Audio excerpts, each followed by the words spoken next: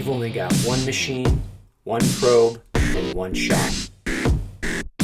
If you are the only one who knows how to use ultrasound, then you are the expert. You are listening to Sound Waves from the Community with your host, Dr. Tyler DeShawn.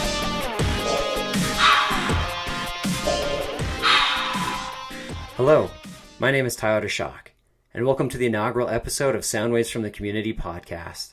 In this episode, we're going to discuss a little bit about me, my background with ultrasound and education, and also what the purpose of this podcast is and who it is meant to serve. I first got involved with ultrasound as a first-year medical student at The Ohio State University College of Medicine. During our first-year anatomy lab, Dr. David Boehner, who is a huge proponent for ultrasound, especially ultrasound education in medical school, was showing us how we could use ultrasound to identify anatomy in the abdomen. I could not see anything that he was trying to point out on the ultrasound. It looked like a really bad TV set. They needed to have the rabbit ears adjusted. But as he was describing how it could be used and what he used it for in the emergency department, I was hooked. I was involved in ultrasound all 4 years of medical school, and by the time I was a fourth-year medical student, I was actually teaching some of the basic and a little bit more advanced applications to third-year medical students. During residency, I actually developed a FOAMed ultrasound curriculum for the medical students at the University of Illinois College of Medicine in Peoria, as they did not have any ultrasound education at the time. I completed my ultrasound fellowship at the Ohio State University College of Medicine in 2016 and was under the direction and guidance of Dr. David Boehner again, as well as Dr. Cray Bulger. Cray is also extremely involved in ultrasound and ultrasound education. As I was finishing my fellowship, I decided that I didn't want to stay in academics, and the reason was I saw the need that the community practitioner had for ultrasound and the skills and experience that I could provide.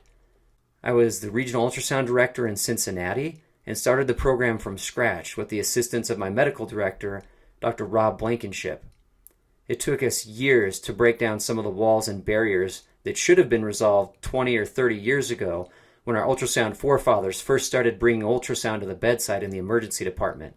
There was a non-compete clause with radiology, and it took several years to get that written out of their contract so that we could finally bill for ultrasound and start to build our program up. While I was there, I got involved with ultrasound education courses throughout the United States, teaching mostly advanced practice providers. I thought I'd miss teaching residents and med students, but I found that there is a huge need for education with our advanced practice providers in the community. They do not get much, if any, ultrasound education and are out there on the front lines as well taking care of patients and need that as a tool to help care for them. I have taught courses across the nation as well as in Portugal. I'm currently the ultrasound chair for U.S. Acute Care Solutions, and I'm working on growing education even further in the community across the nation. The reason that I started this podcast is because I feel that there is a need for more education out in the community. I've seen over the years the difference that exists between academic centers, where there are a lot of residents and medical students that can help see patients and also help perform ultrasound, and where there's usually a lot more financial assistance available to have several machines and sim centers and other training tools to teach ultrasound education. In the community setting, we are lucky if we have one functioning ultrasound machine in the emergency department, and typically don't have any sort of workflow in place to be able to do QI process on the ultrasound images, and it really takes a champion to put the education out there to provide CME for our practitioners.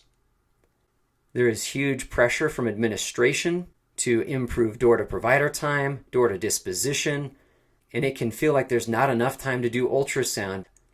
I'm hoping that by showing examples from my cases that I have in the community setting, that there is time to do ultrasound if you use it appropriately and have a good clinical indication. My goal is to equip you, as Dr. Michael Prats would say, with the arrows in your tool belt or the tools in your quiver. Son of a hairy muskrat. One episode in and I already screwed up. So that quote was actually from Jacob Avila from Ultrasound Podcast, not Michael Prats. Although to be honest, I could definitely see my brother in ultrasound, Michael, using that in a conversation. Back to the podcast. That you need to take better care of your patients using point-of-care ultrasound. There are other podcasts out there. One of the first podcasts was the ultrasound podcast started by Dr. Mike Mallon and Dr. Matt Dawson. There are years of information that are very helpful to our practitioners.